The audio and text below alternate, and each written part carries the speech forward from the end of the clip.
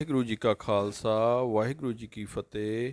ਆਪਾਂ ਗੱਲਬਾਤ ਕਰ ਰਹੇ ਹਾਂ ਜੀਵਨ ਸੰਤ ਬਾਬਾ ਅਤਰ ਸਿੰਘ ਜੀ ਮਹਾਰਾਜ ਦਾ। ਧੰਨ ਧੰਨ ਸੰਤ ਬਾਬਾ ਅਤਰ ਸਿੰਘ ਜੀ ਮਸਤਵਾਣਾ ਸਾਹਿਬ ਜੀ ਦੀ ਜ਼ਿੰਦਗੀ ਦੇ ਵਿੱਚ ਜੋ ਵੀ ਹੋਇਆ ਉਹਨਾਂ ਦੀਆਂ ਸਾਖੀਆਂ ਤੁਹਾਡੇ ਨਾਲ ਸਾਂਝੀਆਂ ਕਰ ਰਹੇ ਹਾਂ। ਪ੍ਰਚਾਰ ਦੇ ਨਾਲ ਗੁਰੂ ਸਾਗਰ ਸਾਹਿਬ ਦੀ ਸੇਵਾ ਦੀ ਖਿੱਚ ਹੋ ਜਾਣ ਪਰ ਆਪ ਜੀ ਅਤਲਾ, ਲੌਂਗੋਵਾਲ, ਸੁਨਾਮ, ਡੇਰਾ ਖਾਲਸਾ, ਢਿੱਲਾਂ ਵਾਲੀ, ਗੁਜਰਾਂਵਾਲਾ, ਹੈਦਰਾਬਾਦ, ਕਰਾਚੀ, ਮੁੰਬਈ, ਬੜੌਦਾ ਹੁੰਦੇ ਹੋਏ ਮਸਤਵਾਣਾ ਆ ਗਏ। ਗੁਰੂ ਸਾਗਰ ਸਾਹਿਬ ਦੀ ਸੇਵਾ ਪੂਰੇ ਜ਼ੋਰ ਸ਼ੋਰ ਨਾਲ ਸ਼ੁਰੂ ਹੋ ਚੁੱਕੀ ਸੀ। ਪੇਸ਼ਾਵਰ, ਕੋਹਾੜ, ਬਣੂ ਤੋਂ ਰਕਮ ਚੰਗੀ ਆ ਚੁੱਕੀ ਸੀ ਤੇ ਪਿੰਡਾਂ ਦੀ ਸੰਗਤ ਵਾਰੀ-ਵਾਰੀ ਆ ਕੇ ਉਤਸ਼ਾਹ ਨਾਲ ਸੇਵਾ ਕਰਦੀ। ਕੋਈ ਸਾਹਿਬ ਦੀ ਸੰਗਤ ਲੈਣ ਆ ਗਈ। ਆਪ ਕੋਈ ਸਾਹਿਬ ਤੋਂ ਫਿਰ ਧੂਰੀ, ਬਰਨਾਲਾ, ਭਦੌੜ ਹੁੰਦੇ ਹੋਏ ਅਤਲਾ ਆਏ, ਜਿੱਥੇ ਕਿ ਆਪ ਨੇ ਅਤਰ ਸਿੰਘ ਜੀ ਅਤਲੇ ਵਾਲੇ ਨਾਲ ਪਰਸਪਰ ਸ਼ਬਦ ਦੀ ਗੋਸ਼ਟੀ ਕੀਤੀ। ਇਹ ਵੀ ਇਸ ਇਲਾਕੇ ਚੰਗੇ ਮਹਾਂਪੁਰਖ ਹੋਏ ਹਨ। ਜਦੋਂ ਨਾਨਕਸਰ ਚੀਮਾ ਦੀ ਸੇਵਾ ਸ਼ੁਰੂ ਹੋਈ ਸੀ ਤੇ 1932 ਵਿੱਚ ਆਪ ਉਹਨਾਂ 5 ਪਿਆਰਿਆਂ ਵਿੱਚ ਸਨ ਜਿਨ੍ਹਾਂ ਹਰਿਮੰਦਰ ਸਾਹਿਬ ਦੀ ਨੀਂਹ ਰੱਖੀ ਸੀ।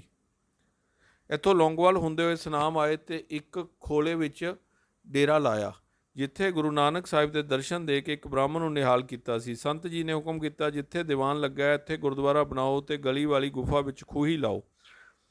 ਪਰ ਪ੍ਰੇਮੀਆਂ ਨੇ ਥਾਂ ਬਦਲ ਦਿੱਤੀ। ਜਦੋਂ ਖੂਹ ਥੋੜਾ ਪੁੱਟ ਲਿਆ ਤਾਂ ਥੱਲਿਓ ਰੋੜਾਂ ਦਾ ਪੱਕਾ ਕੜ ਨਿਕਲ ਪਿਆ। ਫਿਰ ਸੰਗਤ ਨੇ ਸੰਤ ਮਹਾਰਾਜ ਜੀ ਦਾ ਹੁਕਮ ਮੰਨਿਆ। ਇਸ ਖੂਹੀ ਦਾ ਪਾਣੀ ਸਾਰੇ ਸੁਨਾਮ ਵਿੱਚ ਠੰਡਾ ਤੇ ਮਿੱਠਾ ਹੈ। ਇੱਥੋਂ ਸੰਗਰੂਰ, ਜ਼ੁਲਮਗੜ੍ਹ, ਨਾਨਕਪੁਰਾ, ਰਾਮਨਗਰ, ਸਿਵੀਆਂ ਹੁੰਦੇ ਹੋਏ ਮਸਤਵਾਣੇ ਆ ਗਏ। ਸੰਤ ਮਹਾਰਾਜ ਦਿਨ ਰਾਤ ਧੁੱਪ ਛਾਂ ਦੀ ਪਰਵਾਹ ਨਾ ਕਰਦੇ ਹੋਏ ਸੰਗਤਾਂ ਨੂੰ ਸੇਵਾ ਕਰਦਿਆਂ ਦੇਖ ਨਿਹਾਲ ਹੁੰਦੇ ਤੇ ਸੰਗਤਾਂ ਵੀ ਸੰਤ ਜੀ ਦੇ ਗੁਰੂ ਮਹਾਰਾਜ ਦੀ ਪ੍ਰਸੰਨਤਾ ਲੈਣ ਲਈ ਧਿਰੇ ਪਰੇ ਹੋ ਕੇ ਸੇਵਾ ਕਰਦੀਆਂ। ਇੱਕ ਦਿਨ ਬੜੇ ਪ੍ਰੇਮ ਨਾਲ ਸੇਵਾ ਹੋ ਰਹੀ ਸੀ। ਬਾਬੂ ਤੇਜਾ ਸਿੰਘ ਜੀ ਭਸੌੜ ਵਾਲੇ ਪੈਨਸ਼ਨਰ SDO ਇੱਕ ਪ੍ਰੇਮੀ ਸਹਿਤ ਦਰਸ਼ਨ ਕਰਨ ਲਈ ਆਏ। ਫਤਿਹ ਗਜਾ ਕੇ ਬੈਠ ਗਏ। ਸੰਤ ਮਹਾਰਾਜ ਜੀ ਨੇ ਸੇਵਾ ਵਿੱਚ ਹਿੱਸਾ ਪਾਉਣ ਲਈ ਆਖਿਆ। ਬਚਨ ਮੰਨ ਕੇ ਸੇਵਾ ਥੋੜ੍ਹੀ ਦੇਰ ਕਰਕੇ ਫਿਰ ਪਾਸ ਆ ਬੈਠੇ।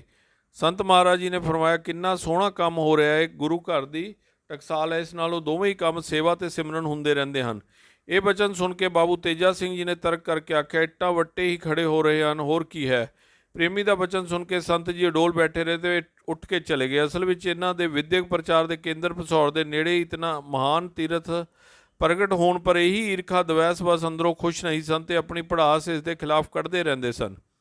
ਹਰੀ ਜੀ ਹੰਕਾਰ ਨਭਾਵੀ ਦਾ ਮਹਾਂਭਾਗ ਪੂਰਾ ਹੋਇਆ ਤੇ ਜਦੋਂ ਚੱਲਣ ਤੋਂ ਗਿਰ ਗਏ। ਨਰਿੰਜਨ ਕੌਰ ਆਰਤ ਨੂੰ ਜੋ ਬੇਟੀ ਸਮਾਨ ਸੀ ਆਪਣੇ ਘਰ ਪਾ ਲਿਆ ਤਾਂ ਆਪ ਦੀ ਸਭ ਸੇਵਾ ਪਰ ਪਾਣੀ ਫਿਰ ਗਿਆ ਤੇ ਆਪ ਦੇ ਹਟ ਕਰਕੇ ਸ਼੍ਰੀ ਅਕਾਲ ਤਖਤ ਸਾਹਿਬ ਤੋਂ 15 ਜੁਲਾਈ 1928 ਨੂੰ ਗੁਰੂ ਪੰਥ ਵੱਲੋਂ ਆਪ ਦਾ ਬਾਈਕਾਟ ਕਰ ਦਿੱਤਾ ਗਿਆ। ਪੰਥ ਖਾਲਸਾ ਦੀਵਾਨ ਦੇ ਨਾਮ ਨਾਲ ਕੁਝ ਆਪ ਦੇ ਪ੍ਰੇਮੀ ਖਾਲਸਾ ਪਾਰਲੀਮੈਂਟ ਗਜਟ ਭਸੌੜ ਤੋਂ ਕੱਢਦੇ ਰਹੇ। ਪੰਜਾਬੀ ਸੂਬਾ ਮੋਰਚਾ ਸਮੇਂ ਇਸ ਦੀਵਾਨ ਨੇ ਮਤਾ ਪਾਸ ਕਰਕੇ ਪੰਥ ਦੀ ਪਿੱਠ ਵਿੱਚ ਛੁਰਾ ਮਾਰ ਕੇ ਸਰਕਾਰ ਨੂੰ ਖੁਸ਼ ਕੀਤਾ। ਇਸੇ ਨੇ ਈਰਖਾਵਸ ਕਈਆਂ ਨੇ ਖਿਲਾਫ ਲਿਖਦੇ ਰਹਿਣਾ ਤੇ ਆਪਣੀ ਜਥੇਬੰਦੀ ਨੂੰ ਸਭ ਤੋਂ ਪੁਰਾਣੀ ਜਥੇਬੰਦੀ ਦੱਸਦੇ ਰਹਿਣਾ। ਫਲ ਹੁਣ ਇਹ ਨਾ ਕਿ ਦੀਵਾਨ ਹੀ ਨਾ, ਹੁਣ ਤਾਂ ਗਜਟ ਛਪ ਰਿਹਾ ਹੈ। ਸਮਝੋ ਝੂਠ, ਫਰੇਬ, ਈਰਖਾ ਤੇ ਹੰਕਾਰ ਦੀ ਦੁਕਾਨ ਸਦਾ ਲਈ ਖਤਮ ਹੋ ਗਈ ਸੀ। ਸੰਤ ਮਹਾਰਾਜ ਦਾ ਇੱਕ ਪ੍ਰਸਿੱਧ ਸਿੱਖ ਵੱਲੋਂ ਤਰਕ ਮਾਰਨ ਪਰ ਚਿੱਤ ਉਪਰਾਮ ਹੋ ਗਿਆ ਸੀ। ਰਾਤ ਦੇ ਵਕਤ ਭਾਈ ਕਲਿਆਣ ਸਿੰਘ ਤੇ ਭਾਈ ਹਰੀ ਸਿੰਘ ਨੂੰ ਕਿਹਾ, ਕਿਧਰੇ ਦੂਰ ਨਿਕਲ ਚੱਲੀਏ, ਪਰ ਨਾਲ ਕੁਝ ਹੋਰ ਨਹੀਂ ਲੈਣਾ, ਇੱਕ ਮੋਹਰ ਕਿਰਾਏ ਲਈ ਤੇ ਕੱਛਾ ਪਰਨਾ। ਭਾਈ ਹਰੀ ਸਿੰਘ ਨੇ ਇੱਕ ਮੋਹਰ ਦੀ ਥਾਂ 50 ਮੋਹਰਾਂ ਲੈ ਲਈਆਂ ਤੇ ਆਪਣੇ ਗੁਟਕੇ ਵਾਲੇ ਗਾਤਰੇ ਵਿੱਚ ਪਾ ਲਈਆਂ ਕਿ ਸੰਤ ਜੀ ਕਿਤੇ ਬਹੁਤ ਦੂਰ ਜਾਣ ਦਾ ਖਿਆਲ ਨਾ ਕਰ ਲੈਣ ਤੇ ਕਿਰਾਇਆ ਖਰਚ ਥੁੜ ਨਾ ਜਾਏ। ਸੰਗਰੂਰ ਆਪਣੇ ਤੇ ਅੱਗੋਂ ਰੇਲ ਰਾਹੀਂ ਮਨਕਿਆਲੇ ਆ ਉਤਰੇ, ਜਿੱਥੋਂ ਡੇਰਾ ਖਾਲਸਾ ਆ ਗਏ। ਸਾਰੇ ਪੋਠੋਹਾਰ ਵਿੱਚ ਜਲਦੀ ਖਬਰ ਫੈਲ ਗਈ। ਭਾਰੀ ਦੀਵਾਨ ਸਜਦੇ, ਕੀਰਤਨ, ਅੰਮ੍ਰਿਤ ਪ੍ਰਚਾਰ ਹੁੰਦਾ। ਡੇਰਾ ਖਾਲਸਾ ਵਿਕੁੰਠ ਧਾਮ ਬਣ ਗਿਆ। 68 ਤੀਰਥ ਜੈ ਸਾਧ ਪਗ ਪੱਤਰ ਹੈ, ਤੈ ਬਖੁੰਟ ਜਹ ਨਾਮ ਉਚਰੈ। ਇੱਕ ਦਿਨ ਰਾਤ ਨੂੰ ਇੱਕ ਪ੍ਰੇਮੀ ਦੇ ਘਰ ਪ੍ਰਸਾਦ ਸੀ, ਪੰਗਤ ਲੱਗ ਰਹੀ ਸੀ। ਸੰਤ ਮਹਾਰਾਜ ਬਾਹਰ ਮੈਦਾਨ ਖੇਡਣ ਲਈ ਚਲੇ ਆਏ। ਇੱਕ ਪਿੰਡ ਦਾ ਪ੍ਰੇਮੀ ਵੀ ਨਾਲ ਹੋ ਟੁਰਿਆ। ਸੰਤ ਜੀ ਗੜਵਾ ਲੈ ਕੇ ਪਰੇ ਹੋ ਕੇ ਬੈਠ ਗਏ ਤਾਂ ਇਸਨੇ ਸੰਤ ਜੀ ਦੇ ਸੇਵਕਾ ਭਾਈ ਕਲਿਆਣ ਸਿੰਘ, ਹਰੀ ਸਿੰਘ ਨੂੰ ਦੱਸਿਆ ਕਿ ਜਿਸ ਪ੍ਰੇਮੀ ਦੇ ਘਰ ਪ੍ਰਸਾਦੇ ਉਹ ਕਹਿ ਰਿਹਾ ਸੀ ਕਿ ਸੰਤ ਜੀ ਦੇ ਨਾਲ ਤਾਂ ਕੇਵਲ 2 ਸਿੱਖ ਹਨ ਪਰ ਸੈਂਕੜੇ ਖਾਣ ਲਈ ਆ ਪੁੱਜਦੇ ਹਨ। ਮੇਰਾ 300 ਰੁਪਇਆ ਖਰਚ ਆ ਚੁੱਕਾ ਹੈ। ਸੰਤ ਜੀ ਨੇ ਵੀ ਇਹ ਬਚਨ ਸੁਣ ਲਿਆ ਤੇ ਸੇਵਕਾ ਪਾਸੋਂ ਪੁੱਛਣ ਪਰ ਤਸੱਲੀ ਹੋ ਗਈ। ਫਰਮਾਇਆ, ਚੱਲ ਕਿਤੇ ਲੁੱਕ ਕੇ ਦਿਨ ਕੱਟੀਏ। ਸੰਗਤਾਂ ਦੇ ਬਹੁਤ ਇਕੱਠ ਹੋਣ ਪਰ ਪ੍ਰੇਮੀ ਖੇਚਲ ਮੰਨਦੇ ਹਨ, ਸੋ ਆਪ ਬਿਨਾਂ ਪ੍ਰਸਾਦ ਛਕੇ ਟੁਰ ਪਏ। ਲੁੱਕ ਕੇ ਇੱਕ ਗੁਫਾ ਵਿੱਚ ਰਾਤ ਕੱਟ ਲਈ। ਅੰਮ੍ਰਿਤ ਵੇਲੇ ਟੁਰ ਕੇ ਮਨਕਿਆਲੇ ਸਟੇਸ਼ਨ ਦੇ ਨੇੜੇ ਇੱਕ ਪੁਲ ਹੇਠ ਆ ਬੈਠੇ। ਇੱਧਰ ਸੰਗਤਾਂ ਢੂੰਡ ਕੇ ਥੱਕ ਗਈਆਂ। ਐਮਨਾਬਾਦ ਦੀਆਂ ਟਿਕਟਾਂ ਲੈ ਕੇ ਰੇਲ ਪਰ ਸਵਾਰ ਹੋ ਗਏ। ਐਮਨਾਬਾਦ ਪੁੱਜਣ ਦੇ ਨੇੜੇ ਹੀ ਸਨ ਕਿ ਇੱਕ ਪ੍ਰੇਮੀ ਹੁੱਕਾ ਪੀ ਰਿਹਾ। ਸੰਤ ਜੀ ਦੇ ਸੇਵਕਾਂ ਨੇ ਉਸਨੂੰ ਹੁੱਕਾ ਨਾ ਪੀਣ ਦੀ ਬੇਨਤੀ ਕੀਤੀ ਪਰ ਉਸਨੇ ਟਾਲ ਛੱਡਿਆ। ਫਿਰ ਸੰਤ ਜੀ ਨੇ ਬੜੇ ਪ੍ਰੇਮ ਨਾਲ ਕਿਹਾ, ਇਸ ਵਿੱਚੋਂ ਕੀ ਲੈਣਾ ਹੀ। ਸੰਤ ਜੀ ਦੇ ਮਿੱਠੇ ਬਚਨਾਂ ਨੇ ਉਸਦਾ ਮਨ ਮੋਹ ਲਿਆ। ਸੰਤ ਦਰਸ਼ਨ ਦੀ ਖਿੱਚ ਪਈ ਅਤੇ ਐਸਾ ਅਸਰ ਹੋਇਆ, ਇਸਨੇ ਹੱਥ ਜੋੜ ਕੇ ਬੇਨਤੀ ਕੀਤੀ, ਮੇਰੇ ਘਰ ਚੱਲੋ, ਮੈਂ ਹੁੱਕਾ ਵੀ ਛੱਡ ਦੇਵਾਂਗਾ ਅਤੇ ਸਿੱਖ ਵੀ ਬਣ ਜਾਵਾਂਗਾ। ਸੰਤ ਜੀ ਅਹਿਮਦਾਬਾਦ ਤੋਂ ਉਤਰ ਕੇ ਇਸ ਦੇ ਨਾਲ ਪਿੰਡ ਢਿੱਲਾਂ ਵਾਲੀ ਚਲੇ ਆਏ। ਇਸਨੇ ਪਿੰਡੋਂ ਬਾਹਰ ਆਪਣੇ ਖੂਹ 'ਤੇ ਡੇਰਾ ਕਰਾਇਆ।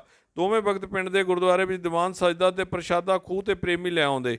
ਆਪ ਨੂੰ ਇੱਥੇ 15 ਦਿਨ ਹੋ ਗਏ ਸਨ। ਇੱਕ ਪ੍ਰੇਮੀ ਇਸ ਨਗਰ ਦਾ ਗੁਜਰਾਂਵਾਲੇ ਗਿਆ। ਉਸਨੇ ਭਾਈ ਲਾਲ ਸਿੰਘ ਜੀ ਉਪਦੇਸ਼ਕ ਨੂੰ ਦੱਸਿਆ ਕਿ ਸਾਡੇ ਨਗਰ 3 ਸੰਤ ਆਏ ਹੋਏ ਹਨ ਜੋ ਭਜਨ ਦੀਆਂ ਹੀ ਮੂਰਤੀਆਂ ਹਨ। ਭਾਈ ਲਾਲ ਸਿੰਘ ਜੀ ਸਾਧੂ ਸੰਤ ਦੇ ਪ੍ਰੇਮੀ ਸਨ। ਇਸ ਦੇ ਨਾਲ ਆ ਗਏ। ਦੂਰੋਂ ਹੀ ਦਰਸ਼ਨ ਕਰਕੇ ਪਹਿਚਾਣ ਲਿਆ ਤੇ ਮੁੜ ਆਏ। ਸ਼ਹਿਰ ਗੁਜਰਾਂਵਾਲੇ ਵਿੱਚ ਆਪ ਨੇ ਸਭ ਨੂੰ ਖਬਰ ਕਰ ਦਿੱਤੀ ਕਿ ਸੰਤ ਅਤਰ ਸਿੰਘ ਜੀ ਮਹਾਰਾਜ ਢਿੱਲਾਂ ਵਾਲੀ ਆਏ ਹੋਏ ਹਨ। ਸੋ ਸੈਂਕੜੇ ਦੀ ਗਿਣਤੀ ਵਿੱਚ ਸੰਗਤ ਦਰਸ਼ਨ ਲਈ ਪੁੱਜ ਗਈ। ਬੇਨਤੀ ਕਰਕੇ ਗੁਜਰਾਂਵਾਲਾ ਲੈ ਨਗਰ ਦੀ ਸੰਗਤ ਹੈਰਾਨ ਹੋਈ ਕਿ ਐਸੇ ਪ੍ਰਤਾਪੀ ਮਹਾਪੁਰਸ਼ ਸਾਡੇ ਨਗਰ ਰਹੇ, ਅਸੀਂ ਕੋਈ ਸੇਵਾ ਹੀ ਨਹੀਂ ਕਰ ਸਕੇ। ਗੁਜਰਾਂਵਾਲੇ ਅੰਮ੍ਰਿਤ ਪ੍ਰਚਾਰ ਹੋਇਆ ਤੇ ਇਸ ਨਗਰ ਦੀ ਸੰਗਤ ਨੇ ਵੀ ਉਸ ਬੁੱਢੇ ਸਮੇਤ ਆ ਕੇ ਅੰਮ੍ਰਿਤ ਛਕ ਲਿਆ। ਭਰਿਆ ਮੇਲਾ ਛੱਡਣਾ ਆਪ ਜੀ ਦਾ ਵਤੀਰਾ ਹੋ ਚੁੱਕਿਆ ਸੀ। ਸੋ ਇੱਕ ਰਾਤ ਅਸ਼ੋਕ ਵੀ 2 ਸੇਵਕਾਂ ਗੁਜਰਾਂਵਾਲਾ ਸਟੇਸ਼ਨ ਤੇ ਆ ਗਏ ਤੇ 3:45 ਦੀ ਗੱਡੀ ਸਵੇਰੇ ਚੜ੍ਹ ਕੇ ਹੈਦਰਾਬਾਦ ਆ ਗਏ। ਸੰਗਤਾਂ ਦਾ ਪ੍ਰੇਮ ਬਹੁਤ ਸੀ। ਗੁਰਸਾਗਰ ਸਾਹਿਬ ਦੀ ਸੇਵਾ ਲਈ ਇਸ਼ਾਰਾ ਦੇਣ ਪਰ 29,000 ਰੁਪਏ ਇਕੱਠੇ ਹੋਏ ਜੋ ਗੁਰਸਾਗਰ ਸਾਹਿਬ ਭੇਜੇ ਗਏ। ਇੱਥੋਂ ਆਪ ਕਰਾਚੀ ਆਏ ਤੇ 3 ਮਹੀਨੇ ਰਹੇ।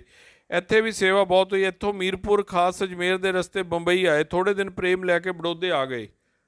ਸੁਬਾਹ ਦੇ ਸਮੇਂ ਸੰਤ ਜੀ ਮਹਾਰਾਜ ਨੂੰ ਇੱਕ ਦਰਖਤ ਹੇਠ ਬਿਠਾ ਕੇ ਪ੍ਰੇਮੀ ਸ਼ਹਿਰ ਵਿੱਚ ਕੁਝ ਖਾਣ ਲਈ ਲੈਣ ਗਿਆ ਪਰ ਕੋਈ ਚੀਜ਼ ਨਾ ਮਿਲੀ। ਹੈਰਾਨ ਸਨ ਕਿ ਇੱਕ ਪੰਜਾਬੀ ਮਿਲ ਪਿਆ। ਉਸ ਨਾਲ ਗੱਲਬਾਤ ਕਰਨ ਪਰ ਪਤਾ ਲੱਗਾ ਇੱਥੇ ਸਭ ਅਮੀਰ ਗਰੀਬ ਹੋਟਲਾਂ ਵਿੱਚ ਹੀ ਛਕਦੇ ਹਨ। ਉਸ ਦੀ ਸੁਪਤਨੀ ਨੇ ਸਾਰੀ ਗੱਲ ਸੁਣੀ ਤੇ ਭਾਈ ਹਰੀ ਸਿੰਘ ਜੀ ਨੂੰ ਅੰਦਰ ਆ ਜਾਣ ਲਈ ਬੇਨਤੀ ਕੀਤੀ। ਇਸਨੇ ਡਰ ਮੰਨਿਆ ਕਿਤੇ ਮੇਰੇ ਪਾਸ ਜੋ 50,000 ਦੇ ਕਰੀਬ ਗੁਰਸਾਗਰ ਸਾਹਿਬ ਦੀ ਮਾਇਆ ਹੈ ਖੋਹ ਨਾ ਲੈਣ। ਬੀਬੀ ਨੇ ਕਿਹਾ, ਡਰੋ ਨਹੀਂ, ਮੈਂ ਸੁੱਖੇ ਦੀ ਰਹਿਣ ਵਾਲੀ ਹਾਂ।